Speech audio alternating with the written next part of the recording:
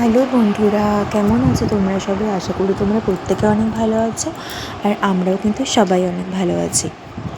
আজকে কিন্তু অনেকই বৃষ্টি হয়েছে তুলনামূলকভাবে, কিন্তু গরমটা অনেকই কম।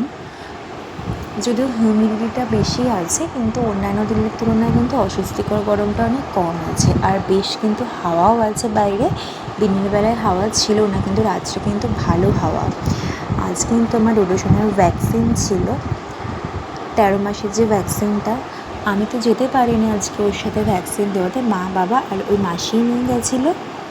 যেহেতু সোদপুরের ওখানে ডক্টরকে দেখায়, তাই ওই বাড়ি থেকে দেখালেই সুবিধা হয়। আর আজকে ডোডোকে কিন্তু জীবনের প্রথমবার 2টো ছুটি বাঁধলাম, কারণ 18 মাস হয়ে গেলে তো টাকলু হয়ে যাবে, তারপর থেকে নিশ্চয়ই চুল বড় করবে না।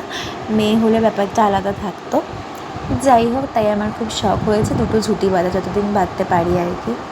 তো শুনেছি যে মা বললো, বাবাও বললো আজকে নাকি ও ভীষণ কেঁদেছে। ডক্টরের কাছে যাওয়ার মানে কি বলবো, চেম্বারে ঢোকার পরই ও বুঝতে পেরেছে। আসলে এখন তো বড় হচ্ছে, ও ভীষণ নাকি কেঁদেছে, কোনোদিন এত কাঁদেনি। ও শুতেই চাইছিল না, তো অনেক কষ্টে দেওয়া হয়েছে ওকে ভ্যাকসিন। আর আমার তো যেহেতু পড়ানো থাকে তোমরা জানোই বন্ধুরা, তাই জন্য তো আমি সবসময় যেতে পারি না। তারপরে তো এসে ওকে প্যারাসিটামল দিয়ে দিয়েছিলাম, আর ওই জায়গাটা যেখানে ভ্যাকসিন দিয়েছে থম্বোফপ দিয়ে দিয়েছিলাম। তারপরে তো ডোডোর ডিনার হয়ে গেছে, ডোডো ঘুমিয়েও পড়েছে।